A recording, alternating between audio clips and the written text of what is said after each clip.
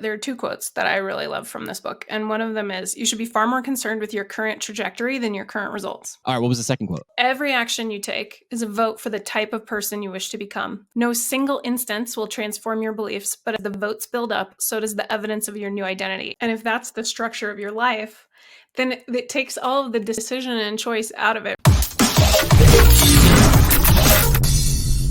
I like this format, and I like the person that we're talking with today. Rebekah Griffith is no stranger to the show. She is the EDDPT. She's talking all over the country. I'm not sure where she even is right now when we're recording because she was all over the country.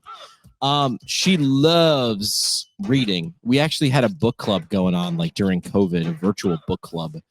And if you know anything about me, getting me to sit down and agree to do something like book club is not easy. So Rebekah helped me organize that. We did that for a little while. So she loves books. I love books. I buy books. Sometimes I read books, but I definitely buy books. And we thought it would be cool to share a 6-pack episode of books that we both dig and that we thought you would dig. So this isn't so much a book club. This is more like the Reading Rainbow version of a book club. Remember Reading Rainbow? Why isn't that a thing again? Maybe we should make it a thing. Maybe we are making it a thing. Maybe this is the thing. So anyway, the idea is Rebekah brought 3 books to the table, and I brought 3 books to the table, and then we just talked about it. We didn't know what books each other was going to be pitching to each other, and the premise was books that would be beneficial for PTs. And obviously, well, maybe not obviously, but we didn't come at this with like continuing education. These are not traditional PT books. I'm using air quotes on a podcast. But these are books that, and of course, you're going to see people's biases showing right through. Mine, I'm telegraphing my pitches from a mile away. But he pitches 3, I pitch 3. We talk about the book, what we got out of it, and you're going to like her picks. You're going to like my picks, probably more. But hers are great too. No, I'm just kidding. Hers are great. Mine are great. And they're both great. Everybody's great. Everybody's great. Everybody gets a trophy.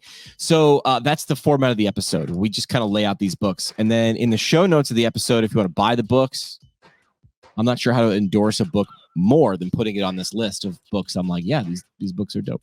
So we're going to have the books in the show notes. So check those things out.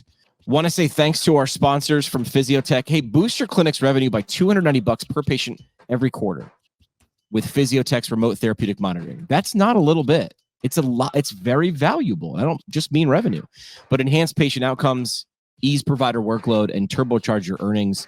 Hit them at physiotech.ca. That's physiotech.ca. Where can your PT license take you? Embark on an extraordinary patient care adventure with jacksontherapy.com. Perfect for PTs who want to make their mark. Discover where your skills can take you at jacksontherapy.com. And thanks to our friends from MW Therapy, all-in-one outpatient PT EMR. Experience seamless integration of patient portals, marketing automation, and billing, all at an unbeatable value. Switching over your EMR is a breeze at mwtherapy.com. Without further ado, let's get to this 6-pack episode with Rebekah Griffith. Hyped up with the hyped up intro right there. Rebekah Griffith, the EDDPT, is back on the show. Rebekah, from the Mile High state of Colorado, welcome back to the program. Thank you. You have some news coming out of Colorado that you didn't know I was going to bring up. Isn't there some news? Colorado, APTA, Colorado. Well, APTA Colorado, what do you want to know? Didn't you win some award recently? Oh, that was an AOMPT award, but thank you. Right. Yeah. To me, it's all, it's people. It's all PTs. So to me, it's all whatever. Yes, I won the Innovation Award from the American Academy of Orthopedic Manual Physical Therapists. And does someone nominate you? How does one win this award? Yeah, so I was nominated by one of my colleagues here in Colorado who is a private practice owner. He's never really worked with me clinically before, but just has kind of observed what I've done from afar. That's kind of cool. And then you went to where? Where was the reception of the award? Where did you stand there with your little statue? It was in St. Louis, right next to the big arch. Right next to the big arch. Well, congratulations for being innovative. We want to do something innovative today. We're taking a different approach at some of the older episodes. Some of the older episodes reflect my personality a little too much, which is let's turn microphones on, talk, and see what happens. This we're being a little more structured, but there is space for still who the hell knows what is about to happen. So today we're doing a 6-pack episode on books that we think are valuable for people, but specifically for PTs, but also non-specifically for people. That's at least what I'm taking this as. So we're going to go back and forth. So since you're the guest, you're going to go first. So you're just going to tell people about the book and like why a physical therapist should read it, what they would get out of it, and whatever the heck else you want to talk about the book. I think that's totally amazing because I am a complete book nerd, and so this is my jam. All I'm right. ready. So what is first? My first book is Together by Vivek Murthy, who is our former Surgeon General. Former. Okay. And the full title of the book is Together, Why Social Connection Holds the Key to Better Health, Higher Performance, and Greater Happiness. And so the premise of this book is he talks a little bit about this epidemic of loneliness that we have. And I think as a PT in the ED, one thing that I see with my patients is how lonely so many of them are, how social support only goes so far if you have social support. And when patients don't have connection, their physical and mental health really suffers. Yeah. So I think it's a fascinating look at how we can improve our connection to people as patient care providers. Yeah. So we don't know each other's books before we start this, but I did read this one. So great. So I approve of this one. And I took away from this book something about men because I'm a man. And he said something along the lines of, we figured out that women will talk to each other, men talk next to each other. And what he meant by that is like, women can go together and just like, hey, we're just going to go get lunch and we're going to talk to each other, face each other, have a glass of wine, don't have a glass of wine, whatever. And they'll talk to each other. Men don't do that. And I was like, that's true. But what we do? He said they talk next to each other. So he talked about this like use case. And I think it was in Australia where they built these workshops because they had all these older adult guys who were retired and sitting around doing nothing. So they were like, but they all knew stuff, right? Yeah. And the stuff that they knew was valuable and the stuff they knew how to do was valuable. So they built these like sort of like tool rooms in this town.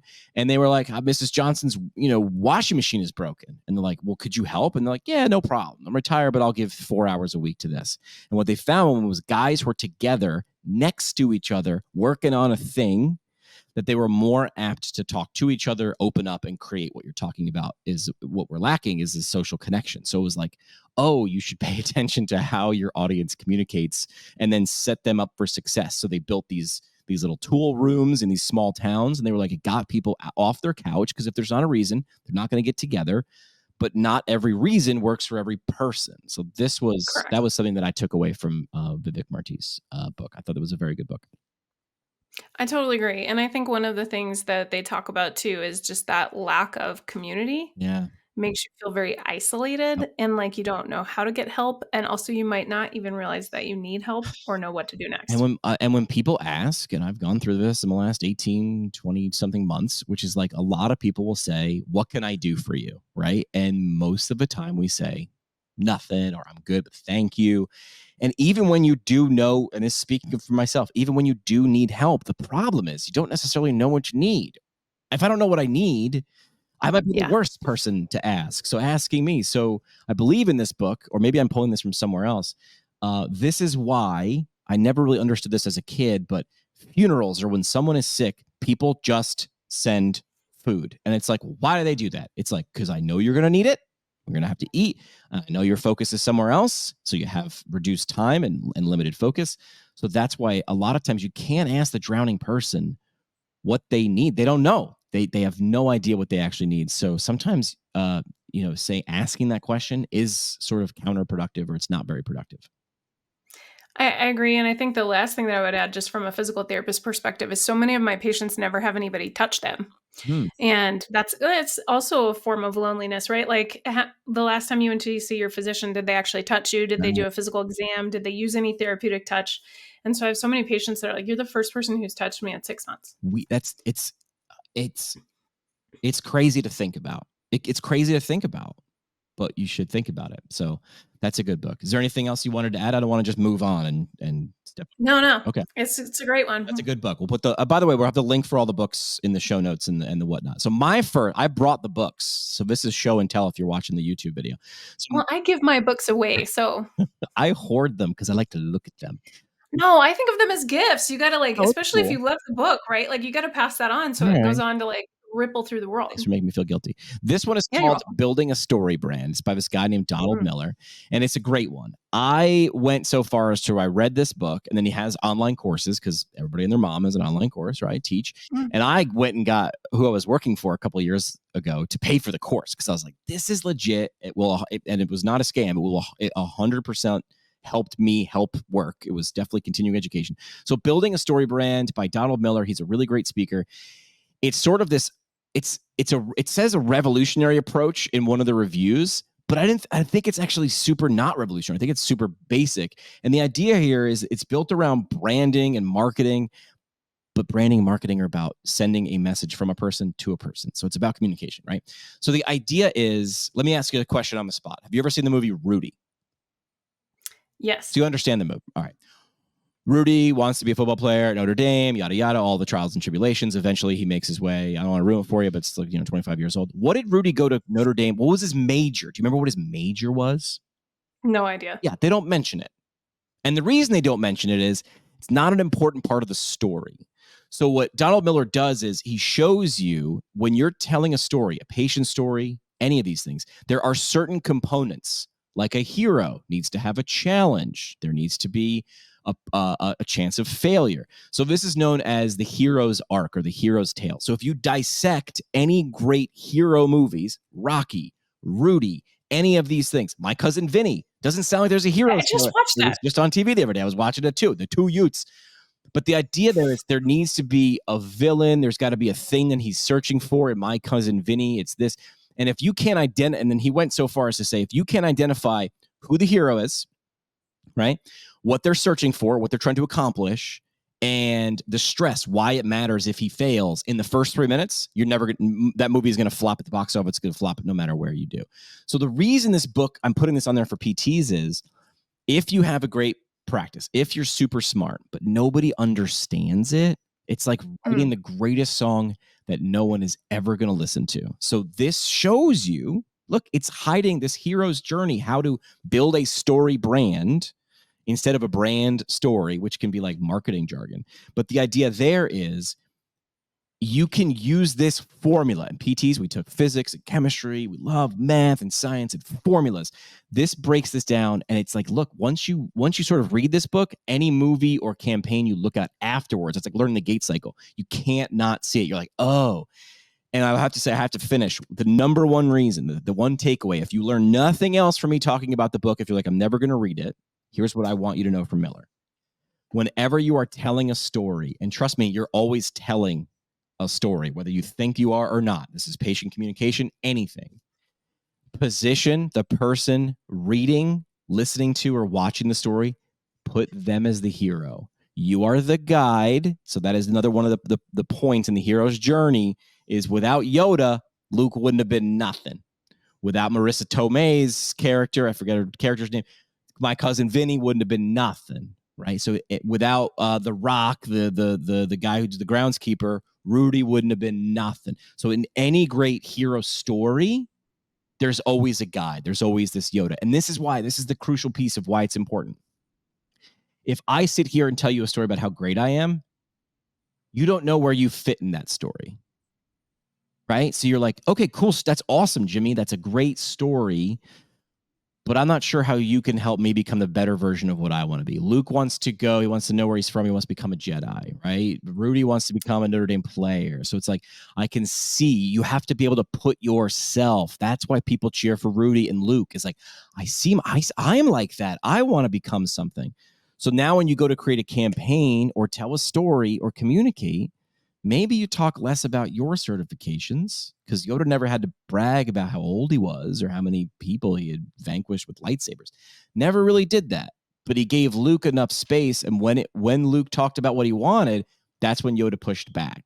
So the idea here, the one takeaway message, if you're like, I'm never going to read that, but it sounds cute, Jimmy, the one takeaway message I would say is be the guide, not the hero. Let them, whoever them is, be the hero. So that is Building a Story Brand by Donald Miller. I give it 2 thumbs up. So after I add that to the cart, click add to It's a cart, good one. I would say that what I took away from what you're saying too is that if you're the guide, you don't have to tell anybody that. They know. Correct. It's sort of like when I scored my first goal in, high school hockey, I celebrated like I just won the World Series, and my coach pulled me aside and he just said, act like you've been there before. And I still remember that because I was celebrating a little too hard, but I was genuinely excited. But he's like, I get it. Teaching moment. Act like you've been there before. But think about that. The super smart people never brag about themselves. It's like, oh yeah, that is true. It's like, it's not an accident. We look at them that way. Yeah, I had that conversation with my son. His goal is to be the fastest freshman on the varsity cross country team. He wanted to be the best on the team. And he won a couple races and he was like pretty proud of himself. And he was like telling everybody that he was the best in that race. But then he got humbled pretty quickly after that a couple of times. Mhm. And I said, here's the thing, kiddo, like when you're the best, everyone knows. Right. You don't have to tell anyone that. So if I am the right guide for you, I feel like that should just be in the way that I've framed the story. And this is going to be your path. Correct. And you don't even need to see my role in that because ideally I've carried you that whole way and you didn't even notice that. So as a PT, I'm hoping to pull my patients along with me that way. I did a short little reel a couple of weeks ago where I shared the number one cliche that we've been all lied to, right? The cliche was from Roosevelt, which says, nobody cares how much you know until they know how much you care, right? That's the cliche. Yep. And I actually think it's bull because I don't think people really care how much you know, or they honestly don't care how much you care unless they see that you know and care and understand their problems. So I go, Their problems. Talk to me about me. It's the sexiest thing I'll ever hear in my life. And that's what Miller is saying is like, you can craft a story in which you are in it. I'm just telling you, if you are the hero in that story, you're the bragger. But if you put me as like, I have helped, this is why if you see someone's like Instagram bio and like, I have helped 10,000, my goal was to help 10,000 freshmen become the fastest cross-country runners on their team. That person instantly just said, oh, if that is your problem, you're like, yeah, this is the cross-country sensei. This is the person I'm looking. These are the droids you're looking for, right? So like, position yourself. So this is a book about marketing, but this really is a book about stories. And we know that PT is a transformation story. Like it is. If it's not, you're doing it wrong. Right. But the transformation story is always about them. Make sure it's about them. Help them craft their story literally and figuratively and literally. That's one way that I talk to people about how I manage like not getting too burnt out by patients, how I manage my like attachment to patients is I imagine that I am a guest star in their episode. I'm not a series regular because I work in the ED. And so I think of it as this is the episode with Rebekah Griffith and I give them the very best that I can. And then we seal that episode and they move on. I've given them the best value I could for that small arc of their life. And then they move forward. So I love this. All right. So that's my book, Building StoryBrand. What is your second book, Rebekah Griffith? My second book is Atomic Habits. And I'm going to tell you why. I know this is popular and I am not this kind of person. I do read a lot of nonfiction. I am a pretty type A human. I like to think that I'm like live this structured life, but I talk to people a lot about burnout. Yeah. And one thing that I hear from a lot of people, physical therapists, students, parents who are feeling burned out is I don't have any time to do what I want to do for myself. And so they're like missing that life work flow in their life. I don't talk about work-life balance, life work flow. You want those things to flow together so that everything's flowing smoothly. And this book really helps outline a structured way to do that. And it makes it like you're not a failure because you can't get all these things done. Your systems are failing you. Right. So it really talks about setting your life up for success so that you have all the components of your life are non-negotiable. And those structures, those routines serve you and make you more free, if that makes sense. It does. We didn't coordinate these books, but I read this one as well. And two things stuck out to me. One, because this is by James Clear, correct? James Clear. And this was this was one of those books that's all over like, business Twitter and stuff like that. But I jumped on the bandwagon. I did read it and it was a great book. You added to cart. Two things that I remembered about this was one, he suggested like this is a habit building. So I think it was him or a client he worked with would suggest if you want to start going to the gym and you're not going, that the first 7 days, the client wake up at 5 a.m, drive to the gym, touch the doorknob, and then go to work. Didn't go in the gym. And he's like, I know this seems insane, but the goal is to build a habit of doing this. So if this is also a person who has repeatedly tried to start a gym program of going to the gym before work every day and has failed 20 different ways, he's like, I need you to just go. And then it was go, touch one workout piece of equipment and go home or go to work. And then it was go and spend 15 minutes working out and leave. And it's like, but you're already there. And this is what I took from that, which is you're building the habit. If it was easy enough for you to build, you wouldn't have been working with that person or reading that book. But you're building the habit, and a habit can come about or should come about over repetition. And the second thing I learned about habit building, I am blanking on the second. Well, there's like 50 things you learn from that book. But it was, I remember this one. This one was counterintuitive. And I think he prefaced the chapter or whatever he said it was by counterintuitive. When we say, we're recording this the day before Thanksgiving, he said that if we sit around and say, I'll wait until things slow down to start something, what you're saying is when things get busy, this is going to go out. So I'm dating myself right now when I say there's a movie with Sean Connery called The Hunt for Red October. And it was a submarine, Russian submarine captain. It was a Tom Clancy novel. And on the submarine, do you remember the scene? The Russian subs, Sean Connery is in charge, but he's Russian, so he didn't have that accent. They have a fire on a submarine, this was an emergency. Sean Connery then takes the initiative. He runs a drill at the same time. So he puts a drill. It's like, imagine your house is on fire and you're going to do a practice drill about how to start your lawnmower at the same time. And he's demanding that both of these, it's like, you handle the fire and then run this other drill.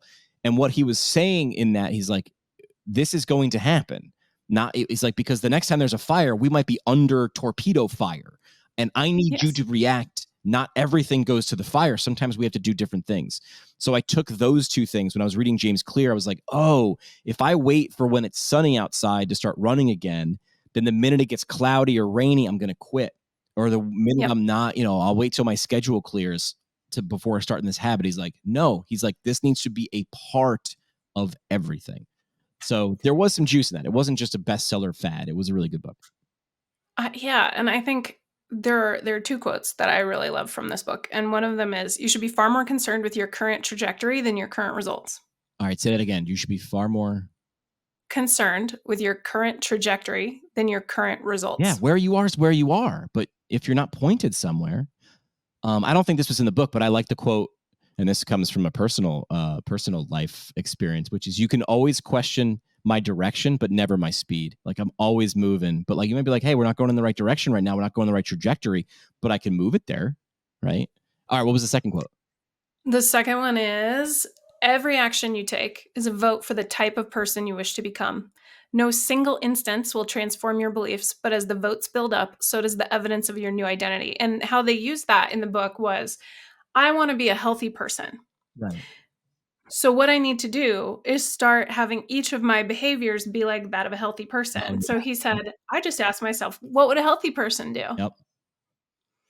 And then I started voting for myself each time I made a decision based on who I wanted to be until I became that person. He also talked about language, which is like, and this goes to like back to a line from Seth Godin, who's a business writer. The line from Seth Godin is like, people like us do things like this. It's like people who are Louboutins dress a certain way, act a certain way, right? So the idea was, I am an athlete. And the minute you do that, this is why like triathletes can't wait to tell you about their next triathlon. And I can say, because they're annoying. I can say that because I am a triathlete. But it's like, because it's part of your persona. And you can't just kind of do healthy stuff and expect it to stick or expect it to be part of your life. So I liked how, I remember that, the upvoting of sort of like the Reddit of your life, which is like, what are you upvoting? And the way you upvote in your life is you do those things. Exactly. And if that's the structure of your life, then it takes all of the decision and choice out of it, really, right? And it makes it easier. Yeah. So your life workflow becomes easier. And I think that's what more PTs need in this like busy society that we have. We need it to be easy. We need our life to be easy. Yeah. And we need to have the structure. We need those habits. We need our own health and wellness to come ahead. So I'll end that discussion with a quote from Aristotle that I just had to look up. And Aristotle said, we are what we repeatedly do. Excellence then is not an act. but a habit. And that is Love it. he must have included that somewhere in the book. If he wrote a book called Atomic Habits, I can't remember. I'm sure he must have. All right. So that is your second book. My second book is probably something off the radar a little bit because it was really pitched to journalists. And obviously I'm showing my bias here, like coming at communication with my first two picks. But this book was not really a bestseller. I mean, it's sold pretty well, but really for journalists. And it's called Talk to Me: How to Ask Better Questions, Get Better Answers, and Interview Anyone Like a Pro. It's by Dean Nelson, who is the director of a journalism program at Point Loma Nazarene University. And I wrote him an email after I read this book, and I was like, dude, your book is great. And I think it can help healthcare professionals. And he was like, thank you. So Dean Nelson was a journalist. Now he's a professor. Just gives this guide on conducting impactful interviews. And like, you've heard this phrase before, which is like, crap in, crap out. Like, ask crappy questions, get crappy answers. Like, that's true. So this thing covers everything preparing for an interview. Now, his spin on it is, TV, radio, newspaper. It is traditional. But man, did you have any formal training on how to ask questions in PT school? Was there anything formally done? No, I think there was like a list of things that you needed to ask. Yes. And even within my health system, right? Like, you have to ask these questions. Right. How many stairs do they have? Right. Can they stay on the main floor? Right. But if you ask better, I'm not saying don't get that information, but what you ask, how you ask, when you ask, right, can be important. If you're asking you're in the ED, right? And so you have limited time. If you're asking a really personal question as the first thing, do you think that person's going to be warm enough to answer you honestly? I want to go with... Depends on if it's the right question. Right. But my point is, like, when is a very important question too. And reading, how do you read the audience? Yes. I'll share a podcast behind the scenes tip is if I jump on, if I'm in person or if I'm, recording via Zoom and I sense the person I'm talking to is nervous, I will lie. And I lie with, I've just got to set up, hang on a second, these microphones, I got to restart my mixing board and this microphone, hang on. I'm like, and while I'm doing that, I am now asking that person mundane, ridiculous, just normal questions. I need them to get the butterflies out or just to warm it up. So I'll be like, oh, just fixing my camera here. Meanwhile, I'm warming them up because I'm like, how was your weekend? Right? That's a super ambiguous. I'm not going to get a great answer out of that, but that's okay. I'm not recording yet. My goal is I need the person to be comfortable with me, and because I don't know if they're ever going to get comfortable because we're doing a weird thing. This interview thing. It's still a weird thing, right? And it's still weird when you do it with healthcare providers, right? Because a lot of times you're like, I want to answer right, or if I say this, they're going to think this. It's still a human on the other side of the interview. So talk to me, how to ask better questions, get better answers, and interview anybody like a pro. I honestly believe, and this is where a lot of my classmates freaked out, because I think it was in ortho is where we did the subjective exam was like part of the curriculum. That was the first time in PT school. And I remember thinking, I had younger classmates and they were like, how do we memorize these questions? And I was like, why are we memorizing questions? Well, how do I know what to ask second? I go, how about you wait to hear the answer of the first question? Because that's... And it was because most of my classmates went through school and were doing the academic thing, which is memorize the list, because my goal was to get a good grade on my test. And I remember I was like, no, now I get to bring part of my former life into PT school. I'm like, oh my God, no, this is a great opportunity to find out a ton of stuff. And my first clinical rotation, I'm not gonna throw anybody under the bus, but I was told you got to shorten that up. And I wanted to be like, but I don't know enough. How do you know? You're asking me to evaluate this patient, and I'm telling you I don't know enough yet, so I want to ask more questions. Nah. You know what it is from as soon as you read the diagnosis. And I'm like, I thought we made the diagnosis. I was under that impression that I was a doctor of physical therapy. So if something like this isn't in your program or wasn't, something like this, it looks like a thick book, but it was a super fast read. You're all interviewers. You are all interviewers. That's what I want you to... you have to understand that. And if you're not getting better at it, you're getting worse. So we're interviewers and we're salespeople. Well, both of those things are communicators. For sure. Totally. Both of those things are communicators. And I think you're absolutely right that when we just have a list of questions, we miss the person in front of us. Yeah. Because when you ask questions and you look at the person while they're responding, you read that body language as well. There's so much that comes from that. Huge. And if you can get at eye level, sitting next to the patient, I hold people's hands a lot when I ask them questions. And so they know that I'm listening, I'm engaged. I'm not just asking them a standard list of questions, because everyone else that's come in the room has done that. So I think absolutely pro tip. I'm going to have to add that one to the cart as well. When clinicians do this, and for the podcast audience, I'm like fake typing in the keyboard, and they're not even looking at the person, and then they like look over 45 degrees. What was the next one? Okay, and they're just, so all I'm doing is talking to you, and all you're doing is playing with the computer. It's like, okay, so not eye contact, and we're big dumb animals, and we have a brain that is wired for conversation, not presentation. And if you're a list of questions is a presentation, listening, active listening, motivational interviewing, all those things, that is an active participation. You will get better answers and get better results, in my opinion. So that is my second book. What is and true curiosity? I'm going to add that. Okay, what's your number 3? All right, my number 3, and if you've ever heard me on a podcast or like teaching a class, like, you know what I'm going to say. It's Upstream. Oh yeah, we did a book club on Quest this. to Solve Problems Before They Happen by Dan Heath. Because when I stay up in the middle of the night and I worry about the future of the profession of physical therapy and where we're going and what we're doing, I think about this concept of being upstream in healthcare.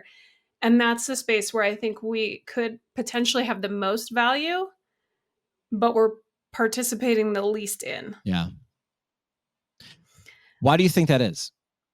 Why are we participating the least? Not why it's valuable.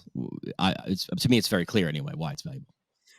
I think because the way that our payer-centered healthcare system is set up, it's very hard to prove that what you did caused something to not happen. No, versus reacting to an issue is tangible, it's visible, it's, it's easier to attribute, it's easier to receive payment for, right. It's easier to sell people on. Like, Jimmy, if you actively have this problem and I'm like, hey, I can fix that problem, you're going to be like, perfect, you're exactly who I need, I'm going to be your guide, just like we talked about. But if you're like going along and you feel pretty good and you don't feel like you have any problems, and I'm like, look, I can keep it this way, right, you're going to be like, no, I'm doing fine on my own. So I think it's hard, but I think we're going to get to the point where if we don't start doing more upstream, we're going to have even bigger healthcare crisis than we have, because all those downstream problems come streaming into the emergency department. Yeah. I'm pretty sure this was the book. I think we read the book like a year and a half ago. It was, instead of just continually pulling people out of the river, I want to go upstream to figure out why they're falling in the first place. Absolutely. And that was sort of, and he, of course, he used stories to illustrate all of his points of times when people went further upstream and figured it out. Was one of them Zappos, or one of them was like an online retailer? Yes. And their issue was simply like that they would keep getting sent to the wrong customer service place, and they just fixed that with one click. Right. I think, yes. I think it was, okay, so we get so many, the more we sell, the more complaints we get, because, a percentage of things have issues. And their solution had always been hire more people to answer the phones. And finally, some dude from out of the company came in and was like, what if we gave everybody the opportunity to fix it themselves? Like, what if we spent time, effort, and money to build like an app or a portal? And then they were like, well, would that work? And then the complaints went down like 90-something%. So it was like, work upstream. Why are these things breaking? Well, they're going to break. Okay, well, how do we fix them? Put more people on phones. Okay, what if we could do a different thing? And everybody was happier, and the complaints went down, and so everything was smoother. Yeah, and that speaks to a different part of the book, which really talks about problem blindness. When you can't see the problem, you can't solve the problem. Right. And I think PTs are actually pretty good at looking at patients and being like, I know you're here for like an ankle sprain, and this is like your 8th ankle sprain. Why don't we figure out like why you're having that same problem, and perhaps we do a different approach? And I see patients like this in the ED who have seen an ENT, a neurologist, a cardiologist, they've seen everybody. And nobody can see the whole person and the problems that might be contributing to that, when in fact all they needed was a vestibular physical therapist. Right. So it's crazy to me that if we don't have this upstream mindset, it's really hard for us to see where the problems in our profession are and figure out ways to solve them before they continue.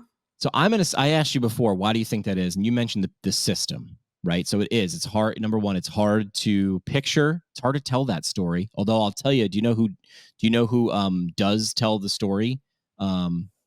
of preventing something or I'm Googling while I'm doing this. Dean Winters. Okay, yeah. So they sell prevention. It's an insurance company. And I'm thinking of a particular ad campaign. And the ad campaign is all based around mayhem. And it's Allstate. Yeah. So what they did was Dean Winters is the actor. You've seen the commercials. He's like, hi, Yep. I'm the limb that you didn't cut over your driveway. And everything's fine until one day it gets windy and then smash. So what they did was they personified the thing that could happen. And that is the way to make, well, in marketing or in communications, we would say that's a way to make the invisible visible. Right. So it's like they're telling a story with that too. Telling a story, right? So other examples that you can see yourself in. Right. The other example of like making, so it's great in marketing and communications to make the invisible visible or the visible invisible. And what I mean by that is invisible visible would be like there's this restaurant chain called Carrabba's. It's like regional, but I know there's one in South Carolina we used to go to, and they had no walls around their kitchen. It's an open kitchen. While you're sitting there, you can see them cooking. They went and made the invisible visible. And then the visible to invisible is when you can hide things. Apple is very good at that. Like when you get an Apple product, it's just there. Jobs didn't even want a button like on things. So there are these different tactics to making the thing not there. So you said the system. I will then also say 50% on physical therapists. We go along to get along. Yes. I will say the ones that do go upstream and solve those problems and figure out a way to communicate value will win. Yes. The people they help will win, but those people who can do that will win big. And here's why, because no one's doing it. It is it's very lonely upstream right now because no one's doing it. And again, not to just keep referring to social media content that I just created, but I created a reel based on a book that I was reading. And in there, they had like a little story where Nike sent 2 execs to Africa 25 years ago. And they said, figure out if we can sell sneakers to Africa. We need to expand our new market. And they both went and they both sent back 2 different messages. The first one said, big problem, not good. Nobody here wears sneakers. We're in Africa. Where I landed, nobody here wears sneakers. Same guy, same place, same mission, said, hey, big opportunity. No one here wears sneakers. So I would say slap that on the upstream model and say like, well, PTs don't do upstream. And I would say jackpot, baby. Jackpot. No one's doing it. Competition's super low. This is like you buying keywords on Google 30 years ago for 4 cents and now they're whatever. It's like you can own an entire industry. Not now, because now everybody's figured it out. So right now, upstream is real lonely. That smells like opportunity to me. And I would say it's a mindset. You can practice upstream, even if you're at the downstreamy of the downstreamiest places, just like in the ED. Or just sit around down at the bottom and wait till something floats your way. And that way, hope it does. And hope's not a plan, man. And hope you don't get tired treading water at the bottom. Ooh, look at all these stories we're telling. All right, my third and final book. Yours was upstream, and you said if you're on a podcast, you mentioned that, or you ask people ask, and that's what you answer. Mine is going to be the same. If you listen to this podcast, I am smashing this book. Can I guess? Yes. It's the hostage negotiating book. It is. Yes. So I read very few books more than once, and I don't take notes, but if you're looking at the live stream, I've got Post-it notes and things are outlined and underlined and highlighted. So the book is called Never Split the Difference, Negotiating as If Your Life Depended on It. And I bought this book when I was looking for a new job because I just said, I want to learn how to negotiate. It's a skill, right? I've never learned how to do it. So I was looking at it in the traditional sense of negotiation because it is listed as a business book. Yes. It's not a business book. It's an entire mindset communication book. So I fell into this book for one reason, but I love it for another. So yes, so the author, Chris Voss, is a former hostage negotiator for the FBI, right? And he's self-proclaimed like, I'm just a dude from New York. I'm just a street guy. And I'm not this Harvard educated. I don't have a degree in psychology. But he uses all these proven psychological techniques. Fun part about the book, just to sell the book, is every chapter is a different lesson, like most books. But every chapter in his book starts off with a story. And this dude's work stories are pretty exciting. It's like, okay, so there we are. This bank robbery. And this person, has got these hostages. And he talks about why he named the book that way. Never split the difference. Because if Rebekah, if you were hiring me and I said, listen, I want $100,000, and you're like, I can pay you 80. Because we're altruistic PTs, we'd be like, all right, let's just split the difference. I want 100, you want 80. Let's just settle on 90 and we'll call it a day. And he would go to work and the bank robber would have 10 hostages. And he's like, what am I supposed to do? Be like, hey man, you got 10 hostages. Why don't you give me 5? You keep and kill 5 and we'll call it a day and everybody's happy. Like, of course not. Like, no. So he's like, Right. why not take that mindset to every aspect of your life, which is like splitting the difference is a tactic that people who want to get you to go low will use. And he mentions that in the book. So this book isn't about hostage negotiation. It's about humans communicating with humans. It really is. And one line that I actually think I took from the book, but I've looked and I actually Googled. He didn't say it. I think I might have just made up a quote from Chris Voss in my head based on me just thinking about this book so much. And here's what I made up. I think every conversation is a negotiation for information. And then you can like, well, because when you say ever or every or never, like that's supposed to be the red flag. But it doesn't matter. Professionally, personally, you're there to negotiate, to give and get information. This was the basis of a relationship. And that's what he was trying to build on the phone with bank robbers or people holding people, kidnapped and hostage. And he's like, I need to figure out a way to build a relationship with a person that I'm probably not in front of over the phone. They're in the highest stress of their life. He's like, yeah, no pressure on me having a bad day. But he's like, these are the skills and tactics that we use. So I'll just briefly give it, because again, this is like a tactical manual. I read this every couple months. I'll just pick a chapter and read it, because it is one of those things where the more you use it, the better you get. Skill, right? And some of these are subtle, but it's like, oh yeah, I could have used that tool. So he uses things like tactical empathy, which sounds like such a juxtaposition, like an oxymoron. Like tactical is supposed to be like super aggressive, and empathy is supposed to be heartfelt. And he's like, no, tactical means planned or like being thoughtful. But he uses tactical empathy, mirroring. We've heard of that one before, right? Like when you notice people at barbecues and they're standing across from each other and they're folded arms, you fold your arms. And he can cite the research that they've done at Harvard or Yale or whatever on where this stuff comes from. So tactical empathy, mirroring, and labeling. This one I use. Ooh. Labeling is this. So if we're talking and tensions are high, right, Rebekah? Right. If I say something like, well, you just don't like this. What I've done is how I visualize it, is I've just made this a dead-end road where I just told you how it was. And if that's not how because I just told you how you felt, and we don't like that, especially if it's not accurate. So if I just said, well, you don't even like this idea. This is my idea, and you don't like it because it's my idea and you're jealous. That might not be true. And even sort of if it is, there's no out. It's a dead end road. What he suggests anyway is more open-ended, and labeling would be, Rebekah, it sounds like, or it sounds as if you don't like this because maybe it didn't come from you. And I've given you an out. Because my goal was not to shut it down. I'm not the closer here. The goal was to get you to keep talking. I mean, he'll talk. He's like, people would listen to me at work and be like, the hostage taker is doing more talking than Chris over here. He's like, yeah, that's the point. If you're talking with someone in a clinical setting and they're talking more than you, there's no scoreboard and who's winning.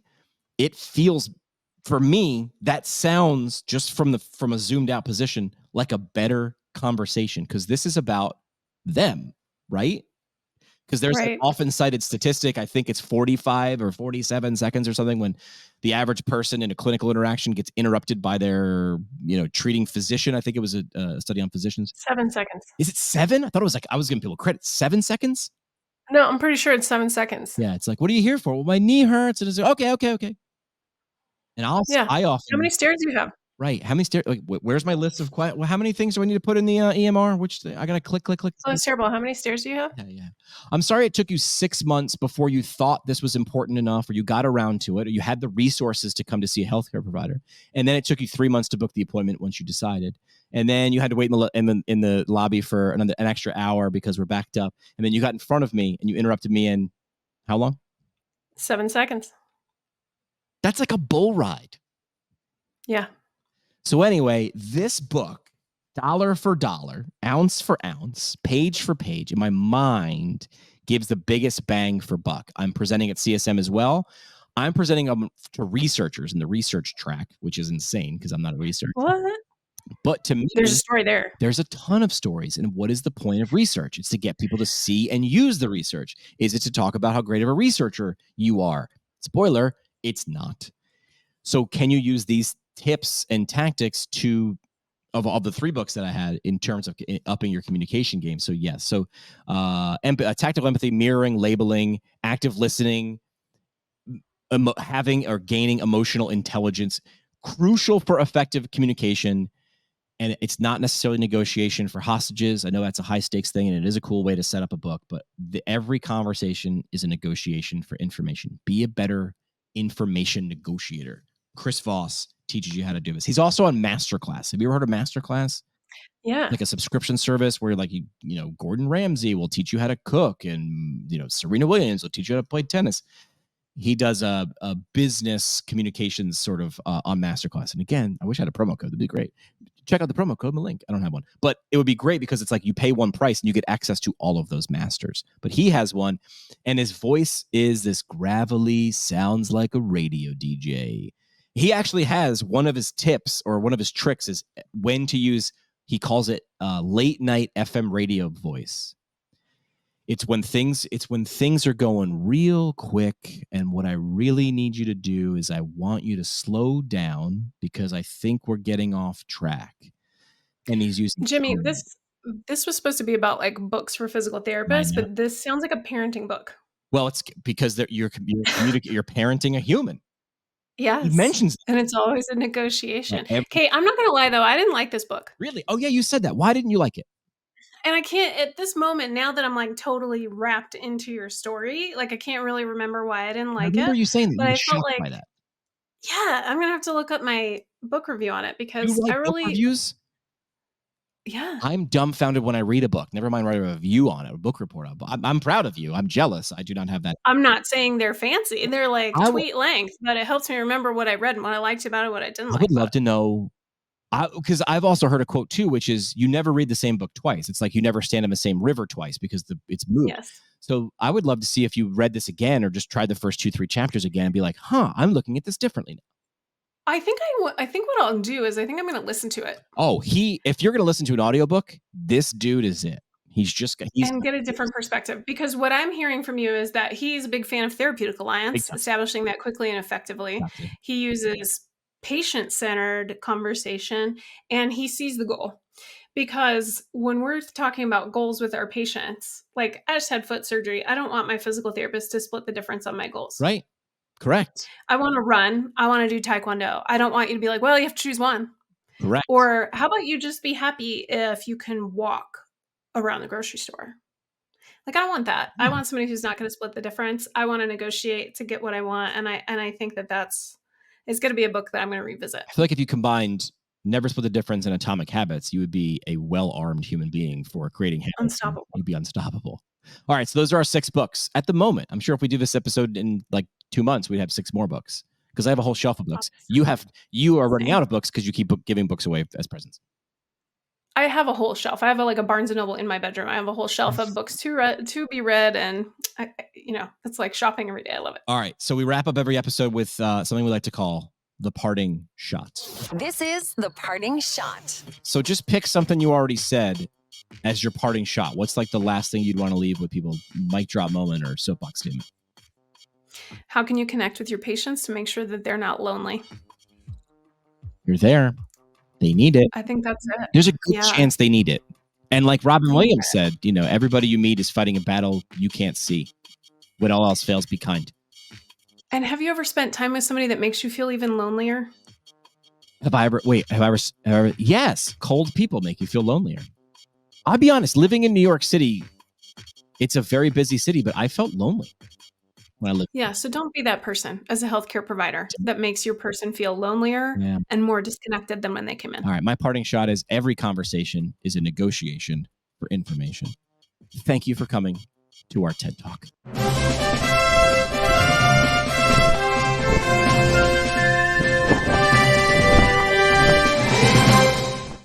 Like what you hear? Tell a friend or leave a review on iTunes or Google Play. The show today is brought to you by the Brooks Institute of Higher Learning, an innovator in providing advanced post-professional education. The Brooks IHL offers 7 on-site PT residencies, including orthopedics, women's health, geriatrics, pediatrics, sports, and neurology, as well as a neurologic OT fellowship, a competitive OMPT fellowship, and a speech therapy clinical fellowship. Therapists that complete a residency or fellowship through the Brooks IHL will markedly advance their knowledge and skills in a specialty area of practice. Learn more about how a residency or fellowship can help you advance your professional development at brooksihl.org. Our home on the internet. PTPintcast.com. Created by Build PT. Build PT provides marketing services specifically for private practice PTs. From website development and hosting, Providing content marketing solutions for PT clinics across the country. See what Build PT can do for you today At buildpt.com. The PT Pintcast is a product of PT Pintcast LLC. It is hosted and produced by PT Pintcast CEO Jim McKay and CBO Sky Donovan from Marymount University. We talk PT, drink beer, and record it. This has been another pour from the PT Pintcast. The PT Pintcast is intended for educational purposes only. No clinical decision-making should be based solely on one source. While care is taken to ensure accuracy, factual errors can be present. More on the show at ptpintcast.com.